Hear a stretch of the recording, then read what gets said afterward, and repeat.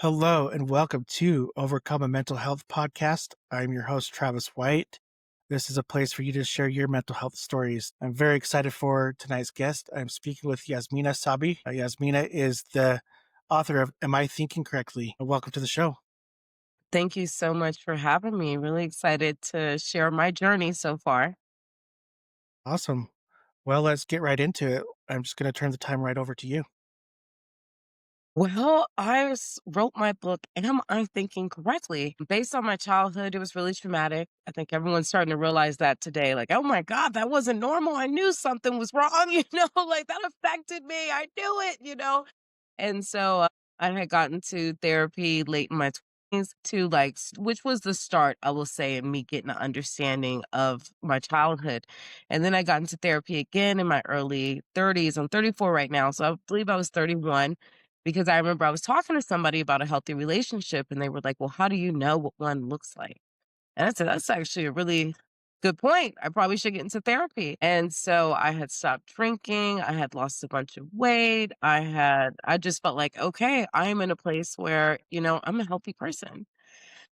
And the person that I fell in love with, I was like, how did I not know this person was capable of these actions? And I would say that was my real first heartbreak. I was late in experiencing my heart getting broken. I just always noticed growing up that it seemed as though relationships hindered a lot of people, or they'd cry, or you just kind of would see hmm responses to people. I was like, I don't think I should. Like I would try, but for some reason, I couldn't get past like 2 or 3 months with somebody. And it was because I had my children. So I was like, I don't have time for this. Like, I don't know what I'm doing. I know I need to keep thinking and figuring it out. And when I felt like, okay, I got it all figured out, I'm healthy. And when my heart got broken by this person, I was like, what is like, I just, it was like my reality was just so distorted. And then it hit me like, this is what everybody is. Either they never recovered from this pain or they're scared of feeling this again. And so it helped me understand, like, the world. It was like I just kinda zoomed out and just was like, "There's a big issue going on here," because I started going through those emotions of, "Well, I should just stay with him because at least I know what he's capable of." I said, "Oh, that's why women stay with men or men stay with women," so it started making sense to me, and then I was like, "Oh my god, what if I meet somebody else and they're worser than this?" And I was just like, and then I said, "Okay, well, I gotta figure out something," because it like, as I said, it just all made sense to me, just reality overall. Like, I couldn't think of any pain I seen where I just was like, "I understand why that person's like that." Because everyone wants to get back to that newborn feeling. When you're a newborn baby, you're held, you're loved, and it's like that's what we're all unconsciously trying to get back to, that love, that comfort. Like, where am I gonna get that from? We're all looking for human connection. And they say, "Hey, you don't need human connection, you could do it all on your own." And I feel like, well, that's some of it, but I couldn't get past this person because I still had to raise a child with them. That's where the challenge came because I was like, "How do I raise my child to love something I hate?" And I didn't know how to do that, and that was and I remember with my mother and father, oh my goodness, till this day, they still fight like cats and dogs. But my father was a huge influence in my life, like, I would just always think, "Oh no, what if he calls me?" And I did something, so it was just the scaredness of my dad calling me that would make me think a little harder, because Yeah. I'm like, "If he calls me, I don't know what's gonna happen." And I don't wanna hear him say, "Everybody in Africa is crying and so disappointed in you," because that's what he always says. And so I had basically unconsciously started studying this man on like a scientific level. And everyone just kept telling me, just move on. I was like, that's so dumb. I'm not going to move on because how did I not know he was capable of breaking my heart? How did I not know that? How did I not know he had these characteristics? Like, what is going on inside my brain? And I guess I became, I don't know if it's obsessed or what it is, because everyone just kept telling me, like, I just don't get why you're still thinking about it. It happens. And I'm like, I'm not going to normalize this. What type of life is that? I was like, because if I feel this pain again, I don't know if I can like really recover. Like it took a lot, I felt like, for me to not become one of those people that's under a bridge or become one of those people that's a alcoholic for the rest of their life or become one of those people that's in the psych ward. I mean, When I just felt that pain, I just understood this is how people get to this broken place because they felt an unbearable pain. Yeah, that's tough. And it's like I feel like too many people sometimes like for the long time it takes a lot to like fully understand your partner and your spouse, like whoever it is, and to actually get to feel like what really they're capable of and get to really know their full characteristics. Cause I feel like when you're dating sometimes, like you don't get to see certain sides of a person, if that makes sense. Like it takes yeah, I know what I'm trying to say, but like it takes a No, while. I get you. It's because what it is they say like, "Hey, don't trust anybody." But when I learned about brain chemistry, neuroscience, psychology, I said, "It's not so much that I don't trust you. I don't know if you know what your brain is capable of." That's where I'm at today. Do you know what your brain is capable of? Because I remember when I had that heartbreak, people always say, "Man, you hear all the time, I don't know why I did that." That's always said, "I don't know why I did that." I like, they just can't explain it, and I said, "That's how do I put this?" So, at the time, I was like, "Yes, you do. You know why you did that." Like, I was just, like everybody else, like, you're playing a game, but I never knew there was drugs in our brain that influenced our behavior. I was like, "What the why isn't this, like, basic information that everybody should just know?" Like, they try to make it sound cool, like serotonin Mhm. and dopamine. It's like, no, there's drugs in your brain. Let's go with Yeah. heroin, weed, crack, whatever, and it influences your behavior, and it can suppress your decision making in order to get high. That's what's happening. And that's why it's so important to have a healthy childhood so that your brain knows when to release those drugs to influence your behavior.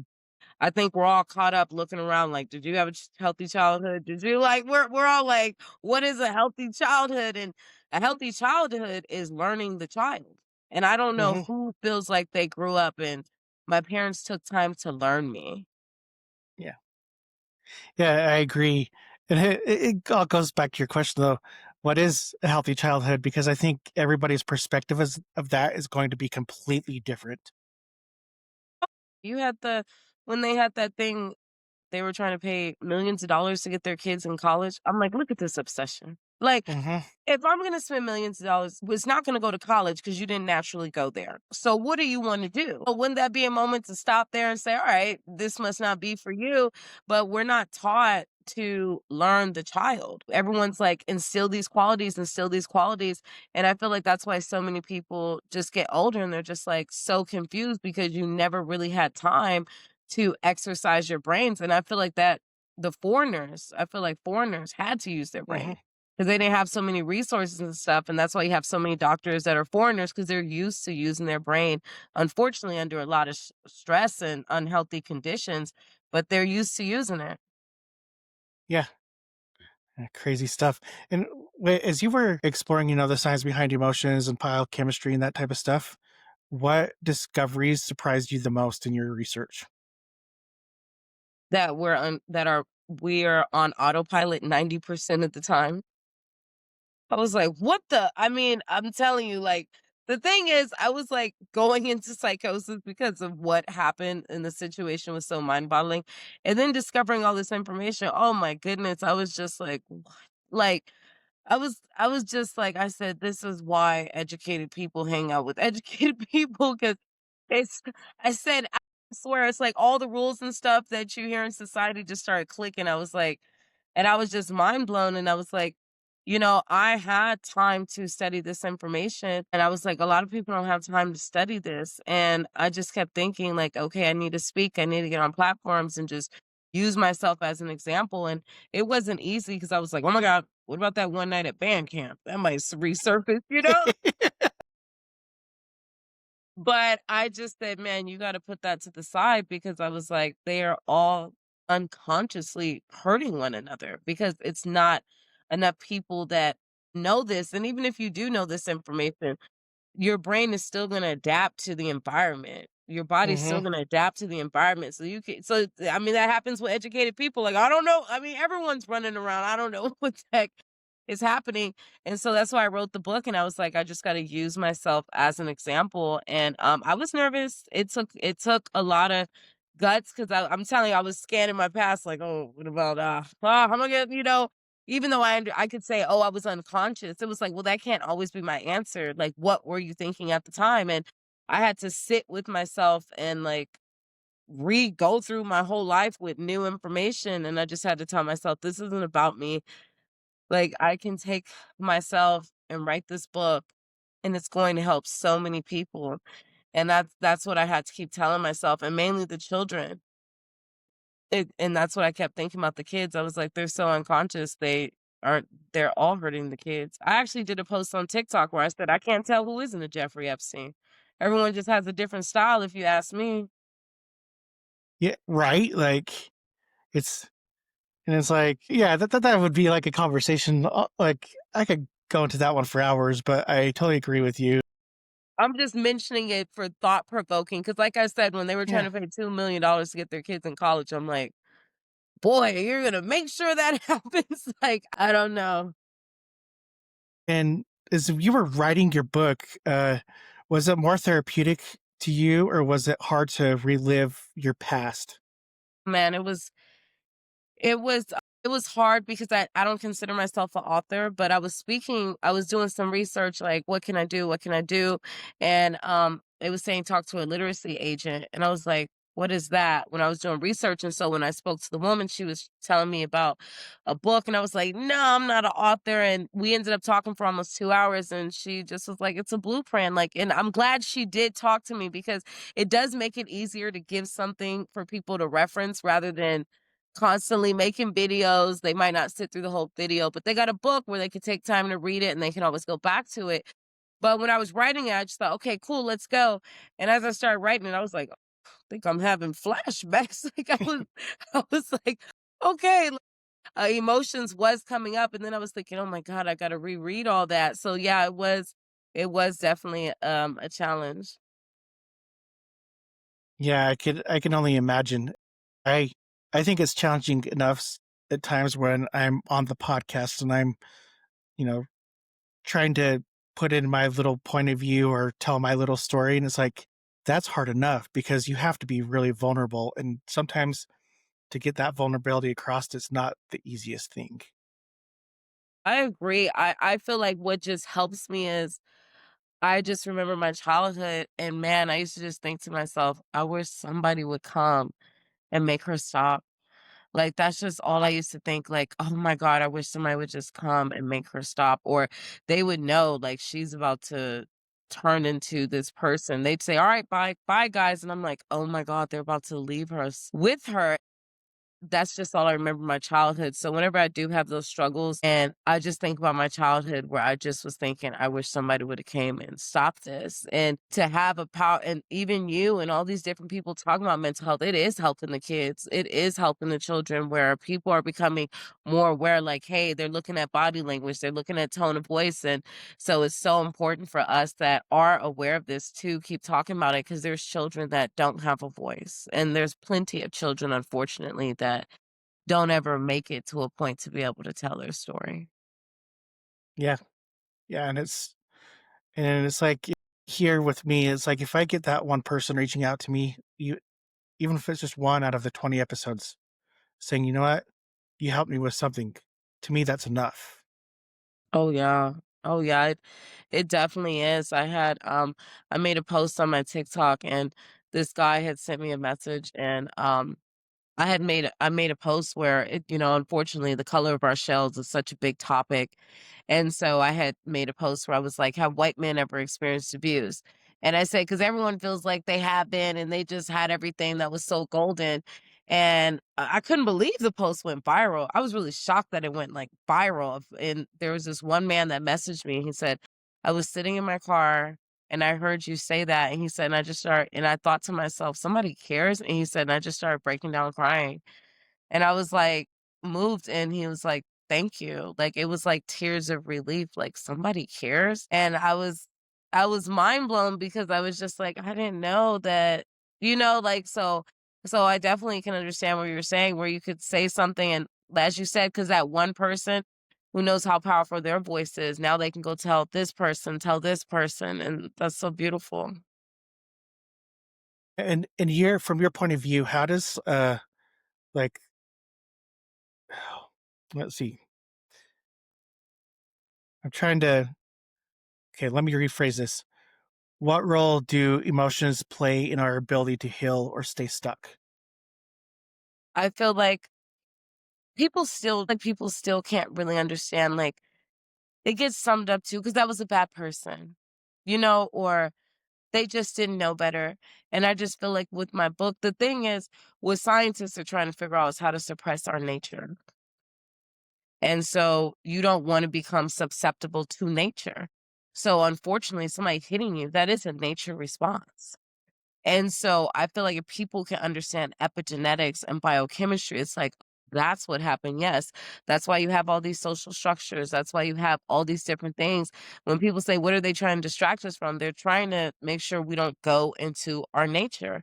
I mean, humans are more dangerous than lions. They had the lions dancing through hula hoops. So I just think that I think that's not a broad enough understanding of a lot of people became susceptible to nature. So what they did is a nature response, no matter what it is a nature response. And I feel like what's going to help people is if, for instance, if a judge says, hey, you're going to jail because you didn't tame your nature. I think that that would be more powerful in somebody saying, okay, but to, hey, you shouldn't have did that. You shouldn't have did that. That's where everybody keeps getting confused because they're like, they shouldn't have did that based on what? The research you came up with and like based on what information should they have not done that? That is their nature. Yeah. Whether people like it or not, it is their nature. Everyone has different nature responses. Everyone has different animal instincts. And I feel like the world is trying to come up with all these things to tell us how to act and how to feel. And I just think that there needs to be a broad enough awareness of, okay, everyone has experienced nature and don't become susceptible to nature. So if you feel like, man, I really want to go over there and see that woman, oh, your nature's kicking in. Get your ass out the building or tell somebody, hold up, my nature kicking in. I need some help. Conversations like that, I feel like is what is going to help heal. But to just say you shouldn't experience that, that's why people feel like, oh, I went to therapy and so forth, because they are still trying to make sense of why did I feel that though? But why? Yeah, I love it. It's good stuff. Good stuff. Like, and thinking back though, like you were, earlier on, you were talking about, heartbreak and stuff. Would you say heartbreak was like the turning point that made you realize that you needed to understand yourself more deeply, or was there something else? With the heart, it was a quadruple heartbreak because it was the man I was in love with, like, I felt so protected with him. There were so many people that was involved in this heartbreak, and so what was devastating to me is I had to tell myself, "You don't know shit." And that was a hard pill to swallow because I'm always like, I'm a very self-aware, intelligent person. I'm like, I went to therapy. I was going to therapy for 3 years every single week before I met this person. So that's what blew my mind even more, where I was just thinking, what am I not doing? What am I not doing? How, like, I wanted to figure out, how did they all formulate this? Why did they think that was okay? And people wanted to sum it up to me like, oh, because this person's older. And I'm like, I don't give a shit about none of that. Are you telling me if I was a judge, I wouldn't have felt this pain?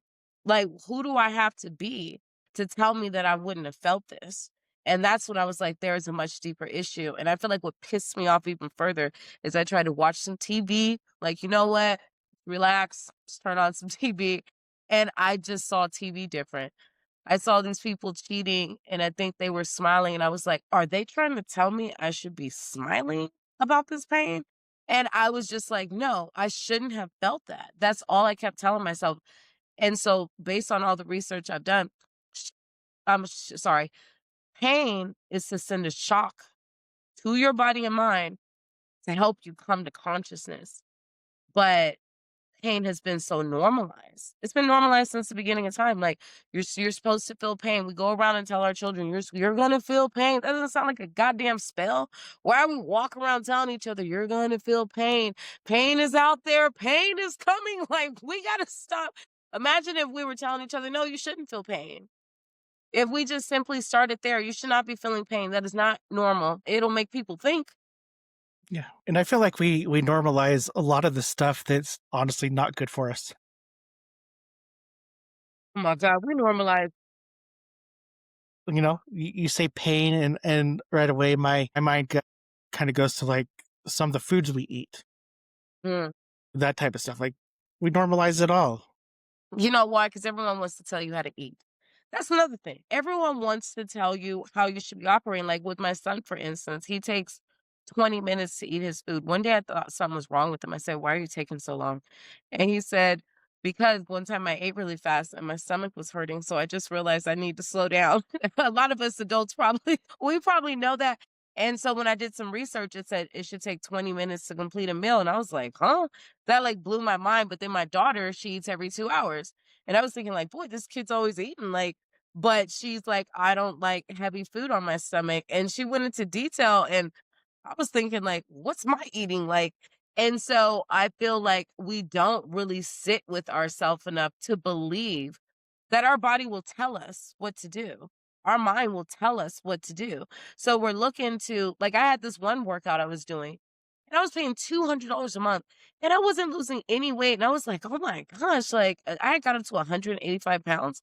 And I was just like, why am I spending so much and not losing weight? And just one day I remember I sat with my body and it's like, your body's under so much stress and high hormones because I'm a single mom of 3 kids. And it was like, you need something that's like relaxing. And it was like, just walk up and down your hill. And oh my God, I had lost like 10 pounds. And that didn't cost me anything. So we have to really sit with ourselves and say what works for us. Cause somebody's always gonna walk up to you and everyone is going around teaching each other people's ideas, people they don't even know. Yeah, that's so true. And I like what you said there. If you listen to your body, like your body's going to tell you, you know your body better than the doctor or anybody else. And I think back to so last year, I was having some medical issues, and these medical issues have been going on for a long time. Anyways, long story short, like the doctor said, you probably should change your diet. I changed my diet. Most medical issues went away, and I lost like 40 pounds in the matter of 3 months. Mm. And I was like, holy hell! Like, why didn't anybody tell me to eat differently before? Because I know because we're just like, we're on autopilot, that's why. Yeah, Because we're on autopilot 90% of the time, and we're just, like, walking around just moving through, and we don't really stop and say, "Hold on," to come to consciousness. yeah, and I that like really struck me though when you back earlier when you mentioned we were on autopilot 90% of the time, because it got me thinking like, you know what? Now that you say that, like makes a lot of sense in my brain to why I do things the way I do things, and why I don't stop some of the time to like rethink what I'm doing, or it's just like day by day, like this is what I do. Yeah, your brain's just and so trigger, they're like, "Oh my god, they're triggering you, that's bad." And honestly, I look at triggering as they brought you out of autopilot.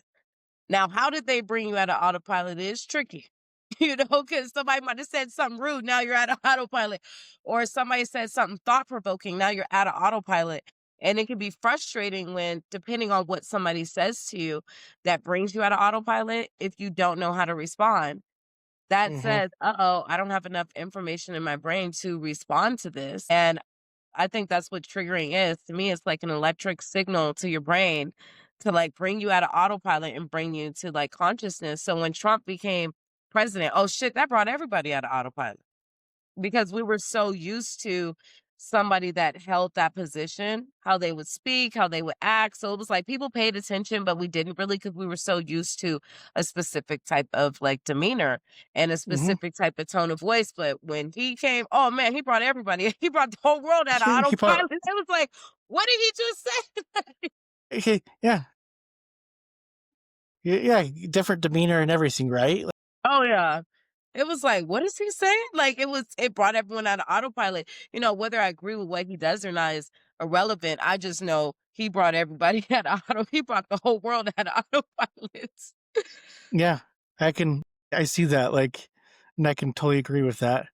And you just make me think too, is like I've been in therapy for some time and being in I just want to touch base on autopilot one more time because Of I feel like course. it's important. I feel like that's why it's so hard to kind of rewire our brains to think differently about ourselves as we're stuck in like these different ruts that we get stuck in throughout life. Oh, yeah, Eh, for sure, because with therapy when I didn't blame my therapist, but when I knew therapy wasn't enough, it's because, like I said, when I met this man, I was in therapy for 3 years, every single week for 3 years. So I was like, "This isn't enough." And I didn't blame my therapist or anything like that. I was just like, "I need to seek something out," because I was just like, "I can't." And then I remember I said, "Can we do trauma therapy?" She said, "We can't do trauma therapy if you're still in the situation." And I was like, "Oh my God." And then when I did research, I had learned that what I went through was betrayal trauma. And it said it takes 4 to 5 years to heal from that. And I said, when I read that, I said, "I know you fucking lying. I am not gonna sit here and tell myself that I'm going to feel this for 5 years." And I was just like, "Who came up with it?" Like, and so and I feel like what helped me is actually did something that is not like they talk about it surface level, but I was telling my brain, "What happened? What is it?" I guess I was communicating with my brain and my body, and I didn't know it. And I feel like my brain started releasing all this information, because we get what, 80,000 thoughts a day. mhm, And I feel like I just started getting all this sudden realization. And I was thinking, like, I mean, I'm probably gonna have to talk to a scientist or somebody like, "Hey, what happened on a scientific level?" But I feel like it started releasing information to me of like how of just so many things I became aware of where somebody told me like, "You're speaking epigenetics." And I was like, "What the hell is epigenetics?" Like, so I just felt like I had to sit with my brain and body and say, "No. How the hell do you operate?" And I was aware. I didn't let people tell me how to think. That's a very big thing I'm stern on. Like, we can have a conversation, but if I leave the conversation and I'm feeling bad about myself, done with that. Because I don't need anything that's making me feel bad to if it's thought provoking, that's cool. So I just think that we lose so much faith in ourselves because people want to tell you what the hell is everyone can tell you the truth about everything else except for themselves. mhm. That's what I notice. That's what I hear in the media. They can tell you somebody's whole life. Candace Owens can tell you that this woman is a man or whatever. And I'm like, who are you? What do you do with your children? How come I never hear about if you play with your kids, if you cook pancakes in the morning with them? Like, like who are you? And with that type of attitude, I am very I just I let people talk, but I'm just like, if you're not telling me who you are and this is an authentic conversation, I'm not gonna beat myself up. I'm done with that. Yeah, I totally agree. And it's like, it is crazy because like you're speaking, of the media. It's like they can tell you everything about everything else, but it's like I feel like people now don't really want to talk about themselves. And who knows why. And it's like, and I think everybody has a story, but maybe people just don't want to air their dirty laundry. But some of the stuff I feel like we need to talk about. We're gonna talk about it. That's where I'm at in my Yeah. life. Like, we're gonna talk about it because the problem is that, like I said, I can't tell who isn't a Jeffrey Epstein because I always hear people say, "I'm worried about my kid." And I said, you know what's so ridiculous about that? You could raise your child to have pure intentions and to be this great person until, guess what? They might run into a kid that nobody cared about. That kid Hmm. could be their boss now. That kid could be their partner. That kid could be their teacher. So that's why it's so important to worry about other children because you could run into a kid that nobody cared about. And I feel like a lot of people want to have this certain representation of this is who I am. But the reason why I feel like they're like that is because they don't understand brain chemistry. They don't understand epigenetics. And I think if that's why I feel with my book, Once they read it, it's gonna be now it makes sense. And I guarantee a lot of people are gonna be comfortable with saying what they did, but a lot of people don't want to talk about it because they really can't make sense of, oh my God, why was I having those thoughts? Oh my gosh, delete my browser history. Okay. Like they're just like, because they can't make sense of why did I have those thoughts? And it's like people are swimming in the ocean with the sharks on purpose. They're jumping out of airplanes willingly. What do you mean, why did you have those thoughts? Take a look around. Like, who hasn't lost their damn mind? You know, a person swimming in the ocean with the sharks is considered more sane than somebody walking down the streets on opioids. You're swimming with sharks. Like, and you're doing that sober? I'm scared of you, pal. Like, how are you doing that?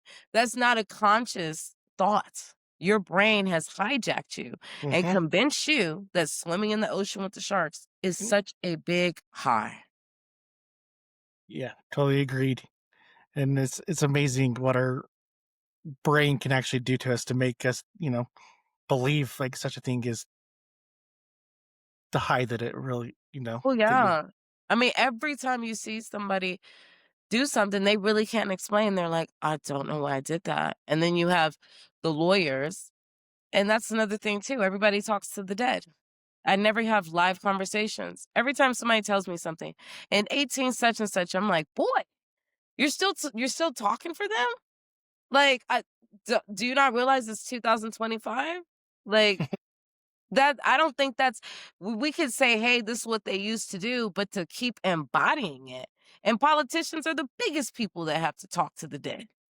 They're always Hmm. saying, and I'm just like, who is conscious? Like, I'm telling you, I'm just what, like, once I got this awareness of brain chemistry and I sat with myself, I will say, my connection back. And I did something I never did before. I was like, oh my God, people's going to ask me what's my religion.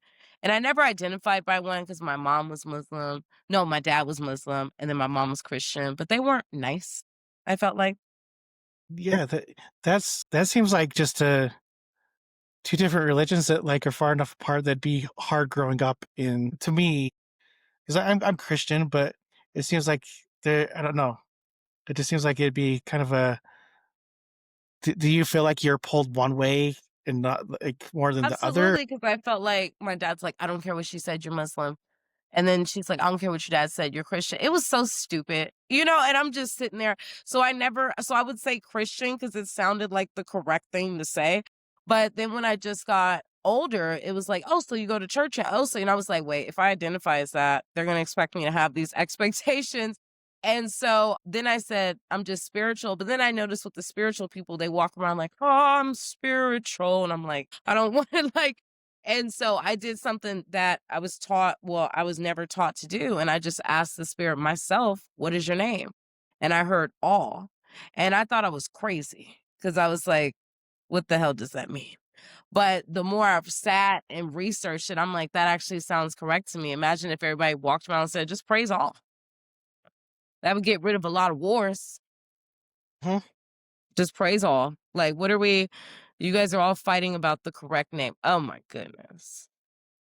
Like, just, I understand religious structures. It is to help give people a set of rules so they don't drift off into what you feel. It's basically to help control your brain chemistry. Like, hey, if you start feeling confused, just know the religion says this. And it's like we're all having a human experience. And to tell somebody what the correct human experience is why you have so many problems. Some people become conflicted in their identity.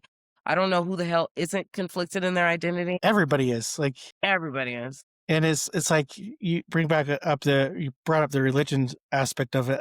So I'm Christian, and I have a friend that's doesn't believe in God or whatever, and he's like, well, there's no religion or whatever, and I was like, well, if I'm in the end, if I'm wrong, like Huh? I guess I said in the end, if I'm wrong about my religion, dude, like I'll be the first one to say like, okay, I was wrong, but right now I feel like being in a religious person, it goes back to what you were saying, makes me feel like a better person. It gives me a set of standards that I want to abide by to be a better person. And Yeah, I said, absolutely. I and I believe said, that is the point of all social structures, yeah, actually. 'Cause Israel and Iran, they only have 2 social structures, politics and the Bible. We see how that's going. I think that you need to have more things. So I wouldn't say like, "Hey, it's bad," but as I said, I feel as though once enough people read this Hmm. book, they're gonna say, "Oh, brain chemistry," Brain like chemistry. Yeah.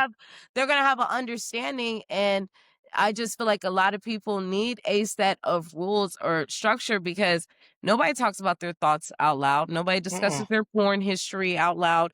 And it's like, why do I have these thoughts and feel this way? And so this book is gonna help people say, oh, like that's all I want people to say, like, okay, I need to better control my brain because my brain is trying to put all these thoughts in my head so it can get high. So I need to figure out how to get my brain high so it won't hijack me, you know, and suppress my decision making in order to get high. Yeah. Makes sense. And what do you what are some things that or ideas that you have that we can do as a society to actually take control of our brains so we don't feel that uh, ability to need to get that high? Well, I'm working on a shirt. The front of the shirt is going to say, "What's your instant gratification?" And somebody's gonna probably say, I don't know, let's say football. And on the back of the shirt, it's gonna say, oh, so that's how your brain gets high. Now, on a deeper level, that person said their instant gratification is football. So if you guys are having an argument, you better hope there's a football game on because that's how their brain gets Yeah. high, like, or if somebody says, oh, working out.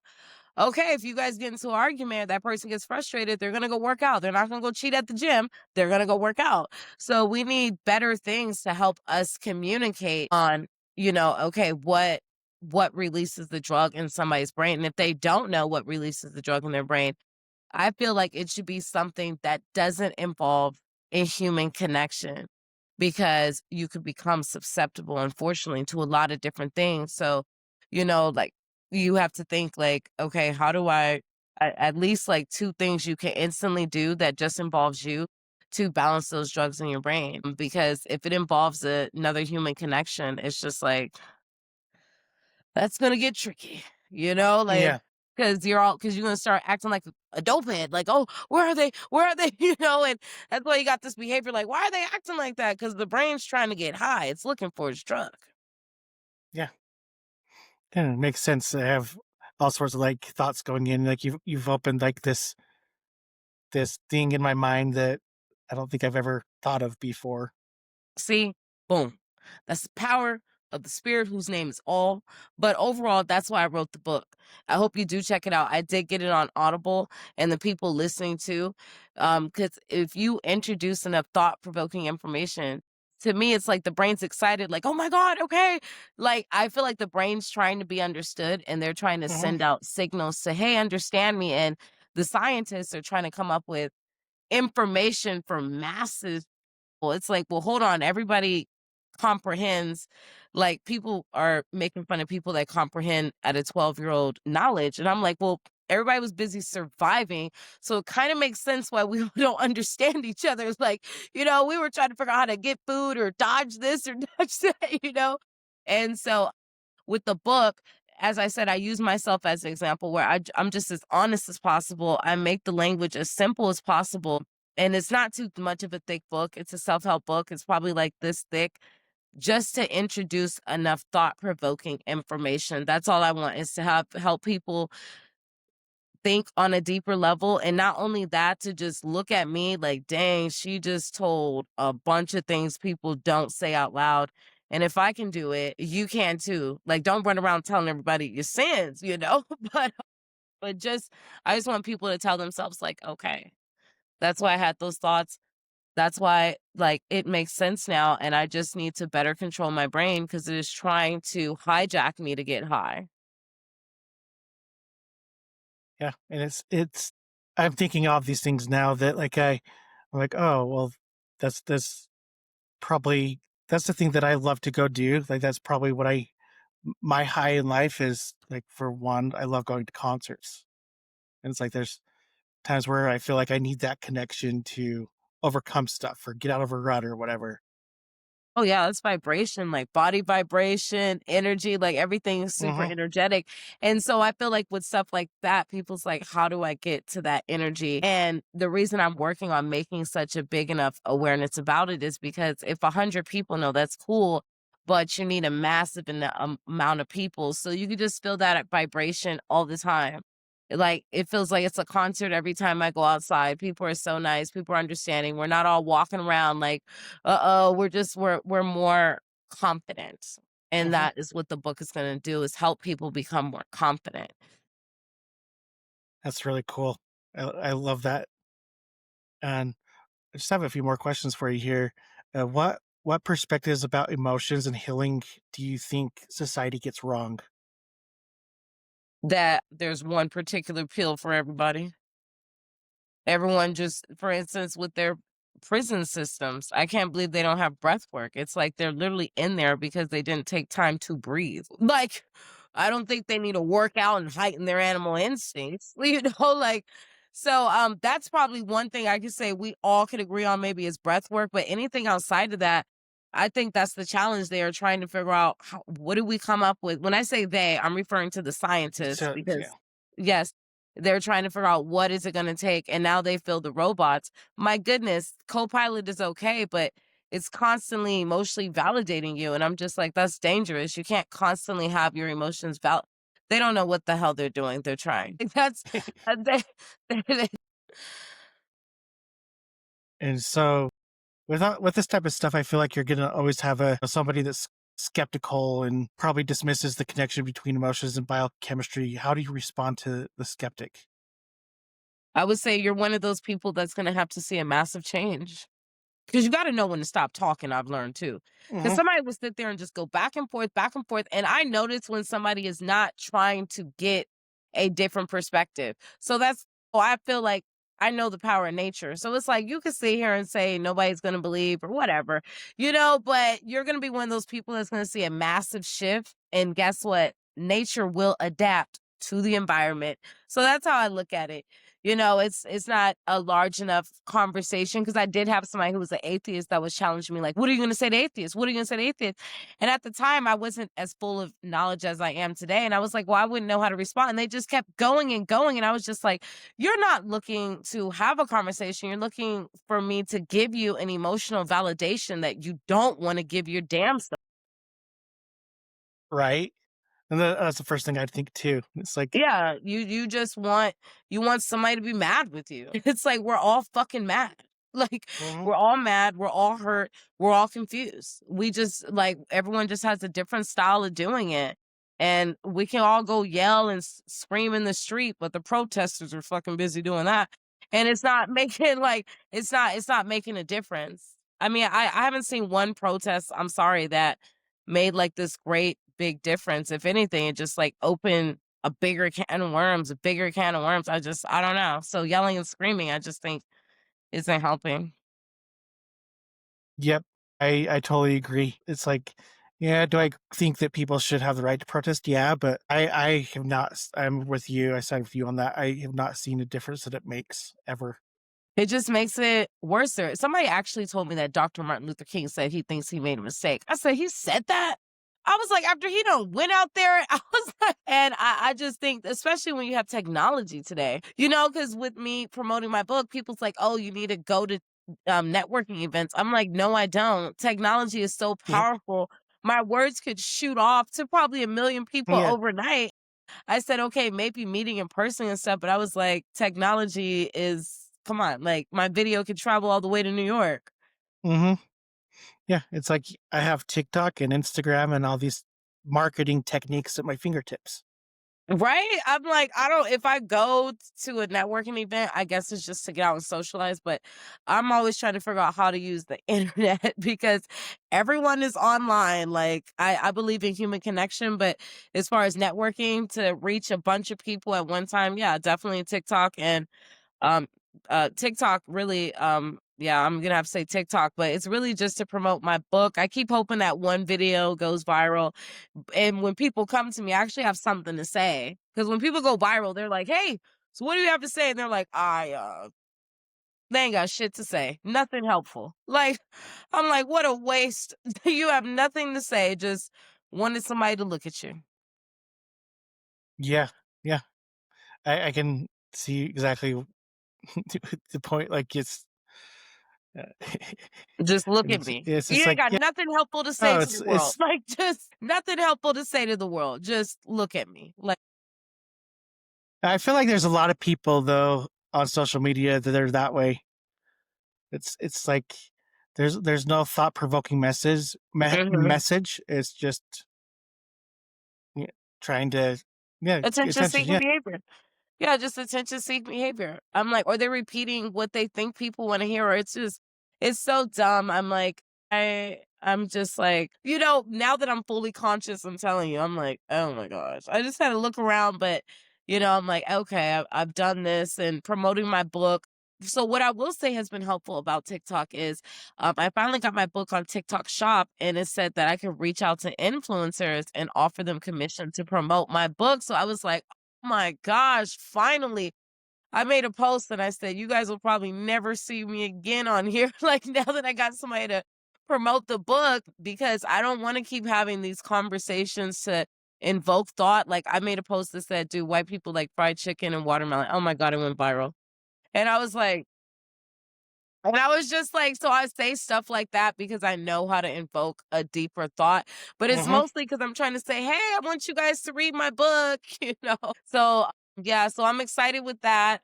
I got my shipment and everything with Amazon because I didn't know how to do the fulfillment order, but I got that going. I've reached out to some influencers and I'm hoping by the end of this month, like my book is circulating on TikTok. Am I thinking correctly? So we can That's awesome. change this shit. That's awesome. One last question here, then it's just a few follow up questions. How has this journey reshaped your definition of love itself? It definitely helped me. I will say I learned to really love unconditionally because even though this person broke my heart, I mean, I love that guy so much. I found the seed he came out of. And at first, I think I talked to a few people and I was like, I feel like I should not be loving him. And then I remember my therapist was like, why? I was like, because everybody's going to tell me all these reasons of why I shouldn't. And I just love him, and that was thought provoking. It was thought provoking because he did so many things where people's like somebody told me, "You have Stockholm syndrome." Here we come with the diseases now. Everyone's telling me, "Oh, you have this disease, you have that." I'm like, "Wow, unconditional love means you have diseases." I mean, I don't think that you should stay in an abusive relationship, if you're not trying to understand it. I think that to stay in a relationship and just say, okay, this is it. That's just how it is. Okay, that's not healthy. Because with this man, it definitely was a psychologically abusive relationship. And I didn't stand for it. Like, okay, this is just what it is. But it didn't make me stop loving him because I wanted to understand why is he acting like this? Yeah, and I think there's a lot of people that like I'm trying to think of how to say it in that position that you found yourself in. Yeah. That it's like they want to understand the person, so they stay with that person even though the abuse is happening. Yeah, and I feel like it's because they don't know your brain is trying to get high. So, and that's the thing too. I realized this, I think the other day when I was talking to somebody, I said, when did we all feel that big rush of being high? And it Hmm. was when we was a baby, when we were being held. And so we're all trying to, and so the thing is, once your brain releases a big high for the rest of your life, it's always trying to get back to that high. And so that's why relationships are like the biggest unhealthy thing because it's so familiar. I'm being held, I'm being kissed, I'm being caressed. And so it's like they're trying to overlook, hey, is this unhealthy? Because the brain's like, hey, I'm getting my fix. So you'll be all right. Like, and they become unconscious of that. But I feel like if people were more aware of, for instance, the conversation we're having right now, oh my God, like if this conversation right here reached millions of people, boom, they're gonna say, it's gonna invoke some thought. Yeah, totally agree. Just see the This is kind of just a generalized question I ask all my guests because I like to hear the different responses I get. What do you feel is the biggest stigma when it comes to mental health? Oh gosh, what is the fucking correct personality? I think I was what was this?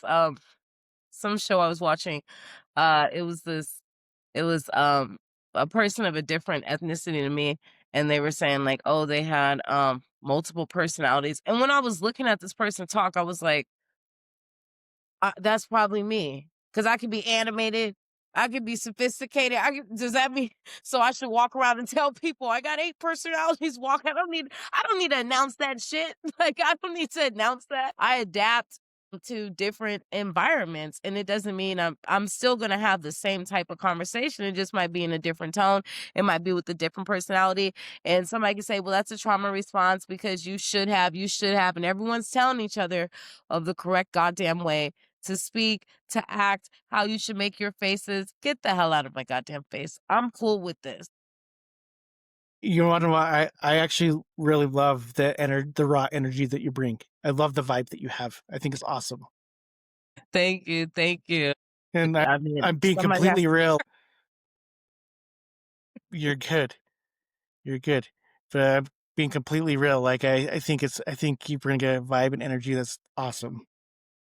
Oh, no, I have to because I'm just like, I'm so sick of it. Honestly, I'm so honest that even my family is like, what's wrong with her? Because they always thought like she's up to something. And I, I was just like, what the hell is going on with her? Because I just felt like, I just felt I was too, and just, I don't know, maybe it's because I experienced enough pain, enough humiliation where I just felt like I'm tired of being I'm a product of scientists' ideas. We all are. And I feel like as long as I have good intentions, it shouldn't matter how I'm talking. If somebody tells me, "Hey, you're kind of hurting my feelings," well, I don't know how I could really hurt somebody's feelings. I don't really hear that, but I'm comfortable with who I am because I know that everyone wants to feel that way. They want to feel comfortable with themselves, and um, I don't know. I just don't think there's no correct way to act. And I think we could all learn from one another. And so I think that's what it is. I'm not closed minded. I'm really open minded too. What does this person think? Because I want to understand. And that's Mhm. what makes somebody fun and nice to be around because it's like they want to understand what's going on. They're not just walking in the building to tell everyone how they should be acting and how they should be talking. Who wants to be around that type of person? Nobody. Yeah. No, nobody at all. And it's is my theory is like we're all different. I think we're all meant to be different.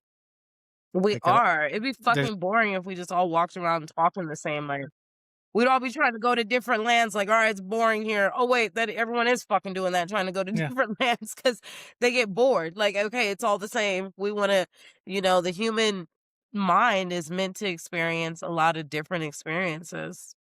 Hmm. I totally agree. So, and where can people find you? They can find me on TikTok by my first and last name. I'm Googleable now. Googleable. Is that a word? Googleable? I I would Google. say is I think it's a word. Like I've heard it Googleable, yeah, I'm before. So Googleable. I'm Googleable now. So, yeah, because I think I did that. I had typed my name in. I was like, "Oh, wow," like, my videos and stuff pop up, so it's real easy to find me. I was like, "Oh my gosh, I've made it to where you can Google me." Now, it's I'm not on the news and stuff, but, you can Google my name, and you're gonna see my picture, like, that's her. and is there and I'll be sure to add like all that stuff in my show notes as when I release this, so people know exactly where to find you. Um, is there? So we covered a lot of ground tonight. I feel like is there anything that we did not discuss that you'd like to bring up? I just feel like I want people to understand that your brain can control you. It can control you your whole life. And a lot of pain that you experience, it was not a conscious response. Somebody did not truly want to inflict pain. The mind is trying to inflict pain. And even with the mind trying to inflict pain, it's trying to figure out how to release the drugs. And That's why, and so I just want people to grab my book so that they can say, "Oh, that's why that happened to me," because somebody who's truly conscious cannot invoke pain. It's not a conscious response to invoke pain, and I've been through a lot of it. I have been through a lot of it. I still cry. I actually think crying is really powerful. 'Cause I was crying the other day and I was like, why?" I don't know what I was crying about. I was like, "I just feel like, I just like to relax." And I was just in my room and oh my God, the next day my friend's like, "Hey, let me take you to breakfast. I'm gonna clean your car." And I was just like, wow. So it's something about crying. I feel like when you cry, ask God, ask your mind, ask your body or the essence of God or whatever, what you need. And then put in the work. Don't just say like, "Oh my gosh, I wish I can understand my pain," and then just lay there, turn on a movie, and you might start seeing the movie differently. Or, don't ever feel like you have to stop learning. Being a human is hard, surprise. It's not either. Yeah, that's for sure. And I agree. I agree with you. I feel like maybe I'll take away my masculinity here and say that I like a good cry here and there because I feel like I'm able to let out things that I've been storing in for so long. The reason why men don't cry is that's a war tactic. That goes all the way back to the beginning of time. They taught the men that you were to protect and provide. Because if men were really in tune with their emotions, do you think we'd have soldiers? Probably not. You wouldn't. So they had to numb the men into don't cry. If men if they said, okay, you can't cry, they couldn't go over there and do all those things they're doing. Yeah. So that's why men are taught protect and provide. And they're like, don't cry, don't cry. And it's like, they don't even know that was programmed into you in case somebody needs you for their war. Yep. I totally agree. Well, Yasmina, thank you so much for coming on the show today. Thank you for having me. Well, I've thoroughly enjoyed our conversation, and like I said, I love the raw energy that you bring and the vibe that you have. I absolutely love it, and Thank I you. love what you're doing. Very thought provoking. Thank you. Thank you. Well, thank you all for listening. The best thing you can do for us is the best thing you can do for us is to follow us anywhere you can and share our stuff. I hope that this was able to provoke some thoughts within you. And if you like it, please share it. Thanks again for listening. Until next time.